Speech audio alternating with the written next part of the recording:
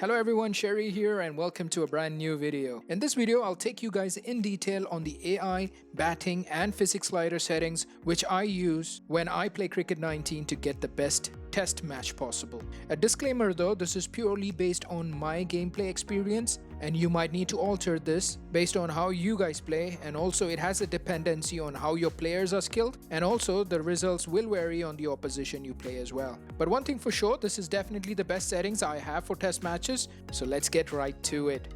You guys might need to pause the video to write down or make notes of the value, so do feel free to do so. By the way, the last patch which was released for Cricket 19, which is the 1.17, actually had reset the custom slider settings for all. And as a result, I did lose my settings as well, but the reset of the custom slider settings didn't matter much because there was a huge change in batting difficulty after the patch, due to which the settings had to be readjusted any which ways. Moreover, due to some reason, I had to delete the old difficulty settings video I had uploaded in the past, and that didn't help either. But here we are, and let's have a look at the settings in detail. Now to begin with, there are two different sets of AI, batting and physics slider settings which you will need to create. That is, one for the first innings and a different one for the second innings. So firstly, you will need to create two custom difficulty settings and name them respectively as first innings and second innings. The reason I did this is based on the logic that the batting gets difficult as the test match progresses in real life, and I wanted to get that aspect in Cricket 19 as well. As I said that there are three settings: AI, batting and physics. Let's look at the AI settings first. The base difficulty I play is on Legend because the AI plays the best in this, and it is supposed to as well. The default AI settings available are Amateur, Rookie, Pro, Veteran and Legend. So let's start with the first inning setup. So the first settings is the striker timing, and I've set it to 50, and in fact this is the default in Legend. Wicket chance is set to 40 and ball quality is set at 100. Now this determines the bowling quality of AI, that is the line and length and the quality of the delivery. Run rate is set to 40. Now this can be further reduced to 35 if you feel the AI is going at a higher run rate than what it should be in test matches. But generally I feel 40 is good because the AI will look for scoring opportunities. Now by the way, this was the settings for the first innings. Now moving on, let's have a look at the second inning settings for AI. The striker timing has been reduced to 40, the wicket chance has been increased to 60 and the run rate has been reduced to 30. For those who want the match to go into day 5, make sure you reduce the wicket chance, starting at 30 for the first innings and 40 for the second innings. But mind you, you will need to be able to bat out 2.5 days, so do be careful if you're looking to make it to the 5-day mark.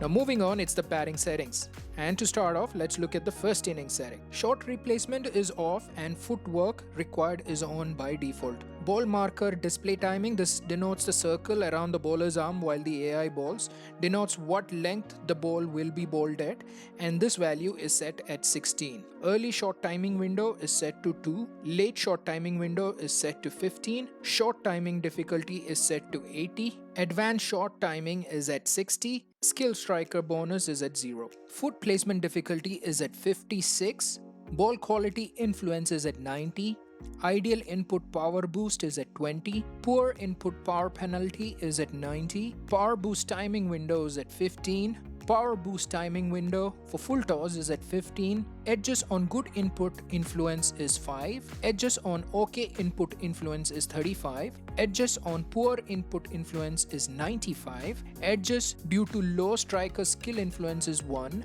and edges due to high striker skill influence is 50, timing window is 100, aggressive short power boost is 20, miss due to input influence is 100, and miss due to skill influence is 100. And for reference, I've given the default hard settings details on the left hand side. The batting settings is based on the hard difficulty, but I've made it more difficult than hard. Do feel free to pause the video if you guys want to make a note of the values, and if you guys have any questions on what each one of the section means or with regards to the values I've set, please do let me know in the comment section. Now moving on to the second inning settings, and this is based on the hardest difficulty.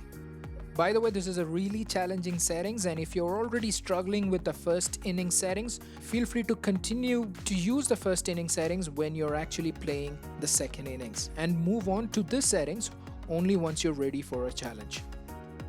Shot replacement is off and footwork is on by default. Ball marker display time is on 15. Early shot timing window is 2. Late shot timing window is 15. Shot timing difficulty is at 100. Advanced shot timing difficulty is 80. Striker skill bonus is 0. Foot placement difficulty is 100. Ball quality influence is at 100. Ideal input power boost is 20. Power input power penalty is 100. Power boost timing window is 15. Power boost timing window on full toss is also 15. Edges on good input influence is 5. Edges on OK input influence is 35. And edges on poor input influence is 100. Edges on low striker skill influence is 0. Edges on high striker skill influence is 50. Timing window is 100. Aggressive shot power boost is 0. Miss due to input influence is 100. And miss due to skill influence is 100.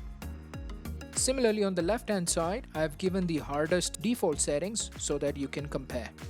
Moving on, it's the physics settings, and in fact it's the most important one. So first up is the first inning settings. So the two values for pace bowling speed. So the minimum value I've set it for 85 and the maximum value for 90. Pace bowling bouncer length is 45. The spin bowling bounce is 45. 50. Pace bowling swing is 91. Pace bowling revolution is 33. Spin bowling drift is 33. Spin bowling revolution is 30. And I have set the pitch friction bounce and ball friction is 50. Ball bounce is 40 and short force is 40. Now moving on to the second inning settings, the pace bowling speed minimum is set to 80. And the pace bowling speed maximum is set to 90. Pace bowling bouncer length is on 40. Spin bowling bounce and spin bowling flight is at 50. Pace bowling swing is at 95. Pace bowling revolution, spin drift and spin revolution is all set to 33. Pitch friction and pitch bounce and ball friction is set to 50. Ball bounce is at 45 and short force is at 40. So that is it for my complete settings for test matches. I will try and get videos out for the T20 and ODI settings soon. Meanwhile, let me know what you guys feel with these settings. One thing I would like to advise is that you will need to try out at least a 5-match test series before coming to a conclusion. But one thing I can assure you is that this will definitely make the gameplay more challenging and you will get a feel of real-life test matches and you are gonna thoroughly enjoy it. There are some bugs in the game and certain AI designs done by the developer which can never be altered by any settings changes, so do keep that in mind. But that's all I have for this video and I hope you guys enjoyed this video. Do like the video if you have and do subscribe to the channel if you guys haven't already. So till I see you guys in the next video, it's me Sherry signing off. Take care and stay safe.